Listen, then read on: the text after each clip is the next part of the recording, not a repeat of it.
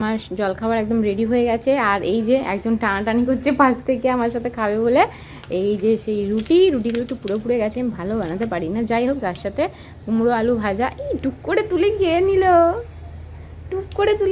এই দেখো। উলি বাবালি আমার সোনা বাবাটা, খাও খাও খাও। আমি ও খাবে বলে কিন্তু কোনো ঝাল দিইনি, কুমড়ো আর আলু ভাজাটাই শুধু পেঁয়াজ দিয়ে আর পাঁচফোড়ন দিয়ে এটাকে ভাজা করেছি, কোনো ঝাল দিইনি। আমি জানি আমার কুট্টু যদি খায় আমার সাথে একটু, ওই জন্যে। ভালো, তুমি খুশি? হ্যাঁ, তুমি খেয়ে খুশি? ফেলবে না বাবা, খাবার নষ্ট করবে না, টুকটুক করে খাও। তুমি খুশি হয়েছ? একটু রুটি খাও, রুটি। কি খুশি হয়েছে দেখো মাম্মার সাথে। Morning, welcome back to my channel. কেমন আছো সবাই? আশা করছি সবাই ক্যাম্পে আছে। নতুন দিনে নতুন ব্লগে স্বাগত, ভালোবাসা জানাচ্ছি। আজকে আবার ব্যাগ প্যাকিং করতে হবে, আগামীকাল বাড়ি যাচ্ছি আমরা। তো এখন তো চৈত্র মাস চলছে, চৈত্র মাসে যে গাজন সন্ন্যাসী হয়, তো আমার বর তো সেখানে সন্ন্যাসী হয়ে যাবে, মানে ভুগতে থাকবে আর কি। আমরা ওখানে একটা ভুগতেই বলি, তো সেই জন্যে এখন লম্বা দিনের ছুটি নিয়ে বাড়ি যাওয়া হবে।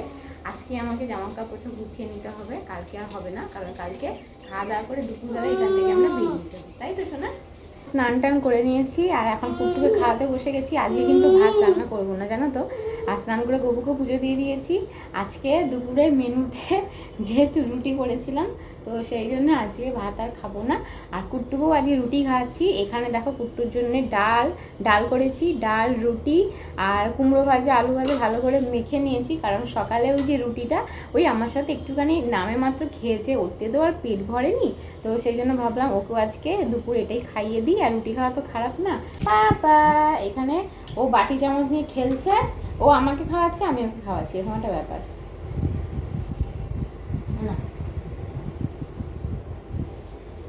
একটু খেয়ে না শোনা, একটু খেয়ে না, দেখেছো মুখ ঘুরিয়ে নিচ্ছে। একটু খাও। এবার বাটিতে করে এটাকে ঘাঁটবে, চামচ রেখে দিবে। এই জল খাও, জল আসো, গলায় ভীষণ খেয়ে গেছে। আমার একটু জল খাও, একটু জল খাও।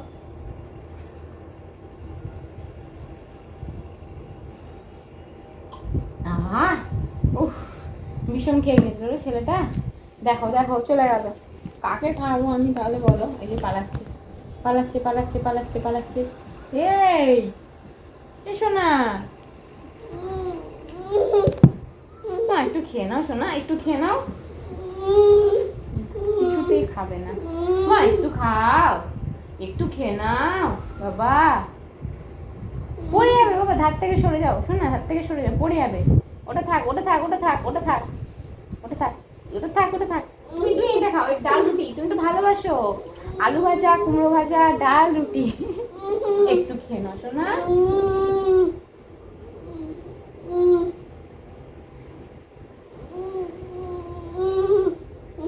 একটু খেয়ে না বাবা, আমার সোনা বাবা, তোমার সোনা খেতে হবে,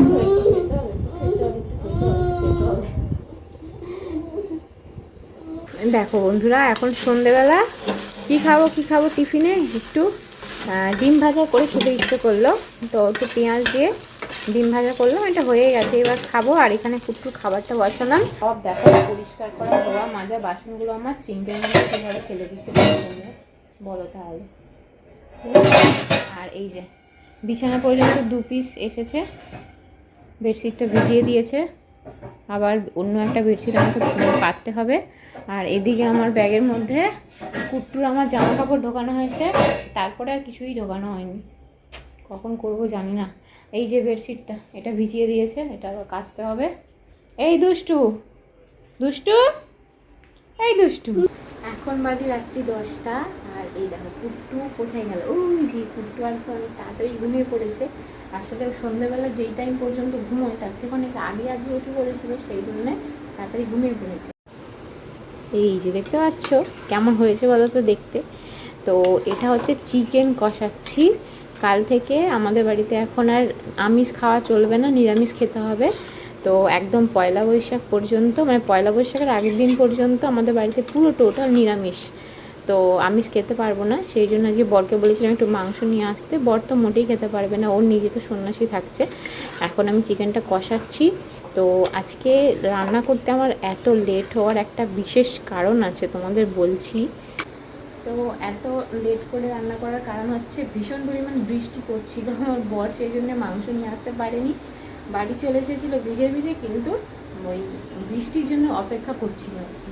বৃষ্টি একটু থামতে তারপর অনেক লেট করে মাংসটা এনেছে, তারপরে সব রেডি করে রান্না করবো বলে ঠিক করছি। কুট্টু কাঁদছে, ওই যে ঘুমোবে, আজকে তাড়াতাড়িও ঘুম পেয়ে গেছে।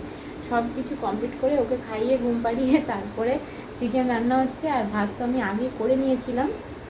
এই যে দেখো, এখানে ভাতের হাঁড়িটা উপর করতে রেখে দিয়েছি, কিছু করবার নেই, এখানে রাখতে হয়। কুট্টু যদি হাত ফাত দিয়ে দেয়, গরম হাঁড়ি তো, ওই জন্যে এই জায়গাটায় করে ওই ভাতের হাঁড়িটা ফ্যানটা উপর করতে দিয়েছি। আর আজকে ব্লগটা তাহলে এখানে এন্ড করে দেবো। তোমার গোছানো যেন তো কমপ্লিট করতে পারিনি, আমার ভীষণ টেনশন হচ্ছে। দেখি চিকেনটা মানে জলটা দিয়ে আর কি, জলটা দিয়ে চিকেনের কষাটা হয়ে গেলে জলটা দিয়ে আলুটা সেদ্ধ হবে, ফুটবে জলটা, আমি ওই সুযোগে দেখি মানে কতটা গোছানো যায়।